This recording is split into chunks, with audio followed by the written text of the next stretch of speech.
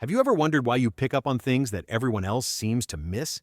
Maybe you find yourself sitting quietly in a busy room, noticing a tone of voice most people brush off, or replaying a tiny gesture in your mind long after everyone has moved on. Most people label this as being too sensitive or thinking too much, but psychology sees it differently. What if this tendency you've always second-guessed is actually the mark of something rare inside you?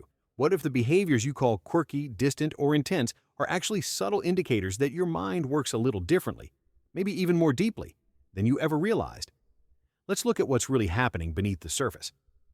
1. You instinctively question the obvious, even when everyone else seems satisfied. Instead of just nodding along with, "That's the way it's always been," you're the person quietly wondering, "But why?" It's not that you enjoy being skeptical for the sake of it. Psychologists call this trait active open-mindedness. Studies actually suggest that people wired this way aren't just being contrarian. They're using a kind of cognitive flexibility to spot blind spots, challenge assumptions, and find deeper understanding. It's not about overcomplicating things. If you constantly feel drawn to examine what others overlook, what you're experiencing is your brain's way of reaching for clarity. That restlessness you feel when the answer comes too easily? Neuroscientists have found that's a signal of sophisticated processing. Your mind just isn't satisfied with surface explanations. 2.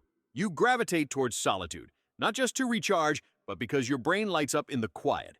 While others might see alone time as a gap to fill, you often find the most meaning just being with your thoughts. There's nothing lonely about this, even if the world treats it as unusual.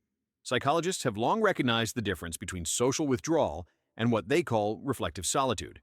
Recent research suggests that people who naturally seek out this alone time tend to process emotions more thoroughly and can access more creativity too. It's not avoidance. It's your brain making space for insights that just aren't possible in the noise. That comfort you feel when you're finally alone? It's not weirdness. It's alignment. 3. You notice emotional undercurrents before anyone says a word. Have you ever found yourself quietly tuning into the mood of a room, maybe catching a flash of discomfort or excitement that no one else seems to mention? You might even respond to it without meaning to. A glance, a shifted comment, a subtle change in your own energy. Psychologists call this high affective empathy. Your emotional radar isn't random, it's adaptive.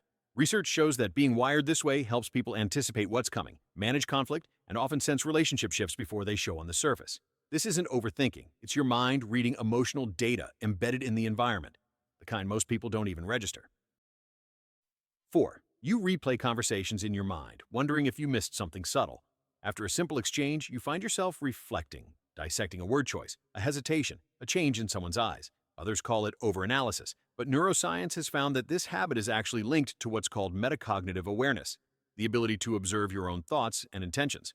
Studies suggest that people who naturally do this aren't just anxious. They're processing information on a deeper level, sifting truth from noise, mining patterns most never see. If you sometimes exhaust yourself tracing these invisible threads, what you're doing is extracting meaning from the details, because your mind refuses to settle for the obvious. When you look at all these together, you start to see yourself differently. This isn't just sensitivity or introversion or overthinking. It's a kind of depth that isn't common, even if you were taught to hide or apologize for it. None of these behaviors are random quirks. There's a meaningful pattern in the way you absorb the world. The truth is, your mind works differently, and that difference is rarer than you realize. So, how many of these habits have you spotted in yourself?